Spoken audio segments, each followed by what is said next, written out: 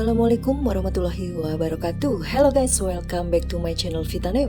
Kemungkinan pelatih timnas Indonesia Sintayong akan memanggil 4 pemain baru untuk melawan Bahrain dan Cina di kualifikasi Piala Dunia 2026. Sintayong diprediksi akan memanggil beberapa pemain baru untuk menambah amunisi skuad Garuda agar lebih garang guys. Berikut pemain baru yang akan dipanggil pelatih asal Korea Selatan tersebut. Yang pertama, Miss Hilgers dan Eliano Reinders. Rapat kerja DPR Komisi 10 yang dihadiri Menpora dan Sekjen PSSI membahas naturalisasi Eliano dan Miss Hilgers sah telah disetujui pada Selasa 17 September 2024 siang waktu Indonesia Barat. Kejar waktu pendaftaran pemain untuk bermain pada pertandingan Bahrain versus Cina. Direktorat Jenderal Administrasi Hukum Umum akan diberangkatkan ke Belanda pekan depan untuk melakukan pengambilan sumpah warga negara Indonesia Miss Hilgers dan Eliano Reinders di Kedutaan Besar Indonesia di Belanda. Harapannya Hilgers dan Eliano bisa didaftarkan dan bermain di 2 pertandingan tersebut. Miss Hilgers dan Eliano Reinders pastinya akan mendapat panggilan timnas Indonesia pertamanya saat menghadapi Bahrain dan Cina. Jika semua proses berjalan lancar, Miss Hilgers akan menambah kekuatan Indonesia khususnya di lini pertahanan. Sementara kehadiran Eliano Reinders akan menambah kekuatan lini serangan. Eliano bisa bermain di banyak posisi. Eliano Reinders tipe versatile yang mampu bermain segala posisi kecuali kiper dan bek tengah. Eliano Reinders ini adalah adik dari Tizani Reinders yang saat ini memperkuat timnas Belanda.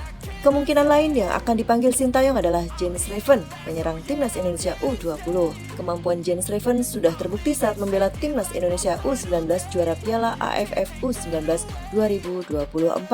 Pada turnamen tersebut, pemain FC Dordrecht U21 ini mampu mencetak 4 gol dan menjadi top skor tim Garuda Muda. Kemungkinan yang dipanggil berikutnya adalah Mauro Gilstra, penyerang NSC Nijmegen U21 ini memang belum resmi menjadi warga negara Indonesia dan belum bisa membela timnas Indonesia.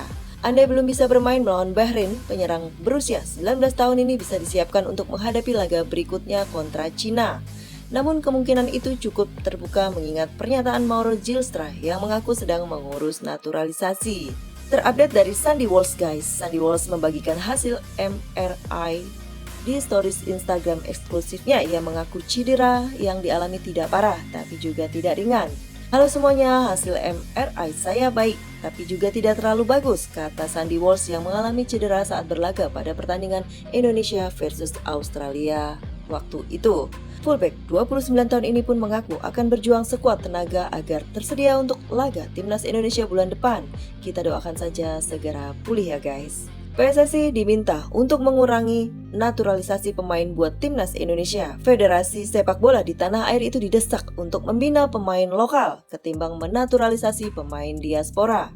Ketua PSSI Bapak Erick Thohir mengatakan naturalisasi tidak dilarang oleh FIFA.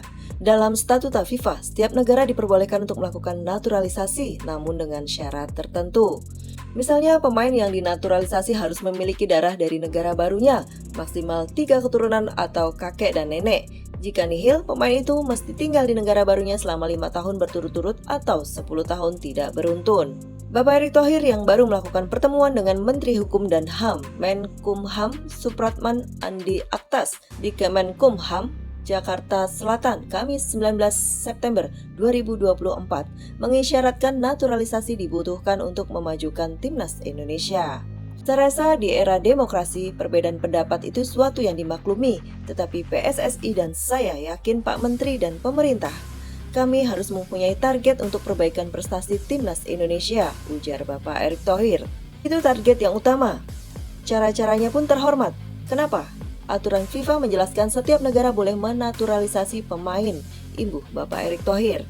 Kita bisa lihat Belanda, itu banyak pemain keturunan Suriname. Perancis juga banyak dari koloninya mereka. Amerika Serikat banyak yang berdarah Spanyol, ucap Bapak Erick Thohir.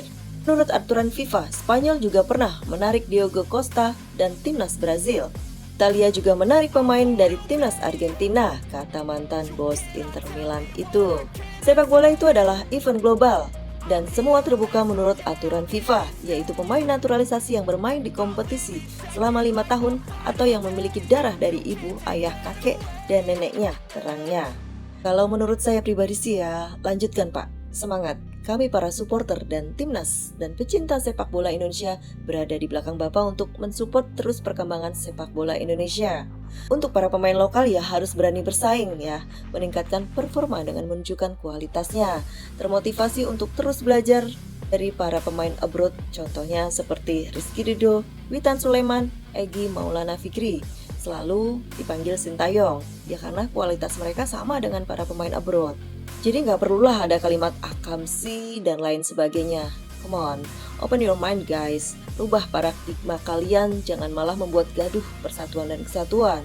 Nggak suka ya nggak usah nonton gitu loh. Yang nggak suka, saya yakin ya karena ada kepentingan pribadi yang tidak terrealisasikan. Cukup sekian dari saya guys. Salam sehat untuk Anda semua. Terima kasih yang sudah support channel ini dengan like, comment, share, subscribe-nya. Sehat selalu untuk Anda dan keluarga. Sampai jumpa pada video-video selanjutnya. Thanks for watching. Wassalamualaikum warahmatullahi wabarakatuh.